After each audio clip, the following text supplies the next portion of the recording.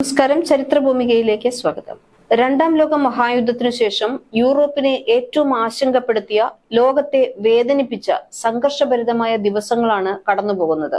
യുക്രൈനിലെ നഗരങ്ങളും പട്ടണങ്ങളും ഗ്രാമങ്ങളും റഷ്യൻ വ്യോമാക്രമണങ്ങളിൽ തകർന്ന് തരിപ്പണമായിരിക്കുകയാണ്.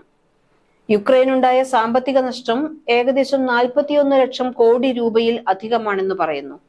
മരണസംഖ്യ ഔദ്യോഗിക കണക്കുകളുടെ എത്രയോ മടങ്ങാണ്. സൈനികരുടെ എണ്ണം നിലനിർത്താൻ ഇരു രാജ്യങ്ങളും ഏറെ ബുദ്ധിമുട്ടുന്നുമുണ്ട്.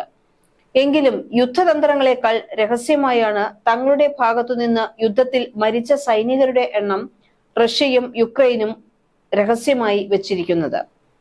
യുദ്ധത്തോടെ യുക്രൈനിലെ ജനന നിരക്ക് 1/3 കുറഞ്ഞതായാണ് കണക്ക്. യുക്രൈനിലെ ജനസംഖ്യയിൽ 1 കോടിയോളം കുറവ് വന്നതായും കണക്കുകൾ സൂചിപ്പിക്കുന്നു. തുടരെ പറയുന്നതെല്ലാം പാളിപ്പോകുന്ന സെലൻസ്കിയുടെ അവസ്ഥ ഓരോ ദിവസം കഴിയുന്തോറും വഷളായിക്കൊണ്ടിരിക്കുകയാണ്.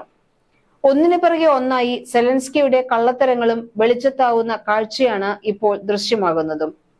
റഷ്യയുമായുള്ള സംഘർഷത്തിന്റെ ആദ്യ നാളുകളിൽ നടത്തിയ ഫോൺ കോളിൽ ബെലാറഷ്യൻ പ്രസിഡന്റ് അലക്സാണ്ടർ ലുക്കാഷെങ്കോ തന്നോട് ക്ഷമാപണം നടത്തി എന്ന് യുക്രൈനിയൻ പ്രസിഡന്റ് വ്ളാഡിമിർ സെലൻസ്കി പറഞ്ഞിരുന്നു. ഈ വാദങ്ങളാണ് ഇപ്പോൾ പൊളിയുന്നത്.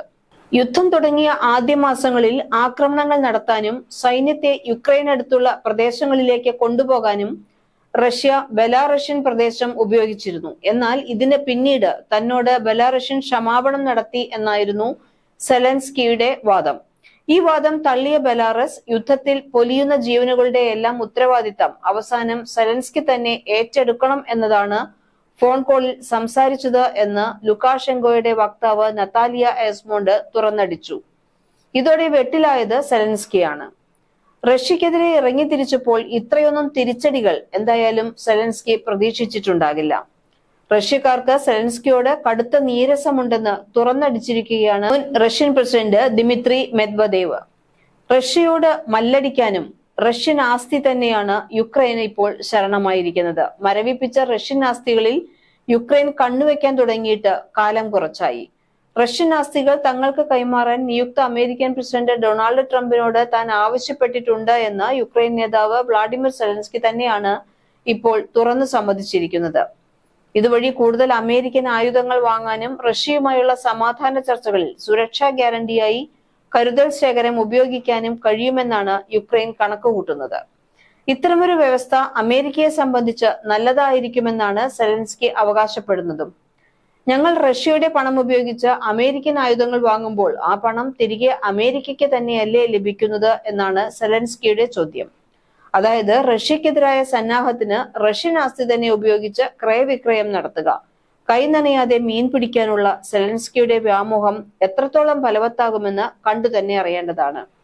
സമാധാന ചർച്ചകൾ പുടിൻ റഷ്യയുടെ പ്രധാനമന്ത്രി ആയിരിക്കുന്നിടത്തോളം കാലം നടക്കില്ല എന്നും റഷ്യയുമായുള്ള ചർച്ചകൾ യുക്രൈൻ നിരസിക്കുകയും തങ്ങൾ ആവശ്യപ്പെടുന്ന സ്ഥലങ്ങളിൽ നിന്നും റഷ്യ ഏകപക്ഷീയമായി പിന്മാറുകയും തങ്ങൾക്കുണ്ടായ നഷ്ടങ്ങൾക്ക് നഷ്ടപരിഹാരം നൽകുകയും ചെയ്യണമെന്നതാണ് സെലൻസ്കിയുടെ ആവശ്യം.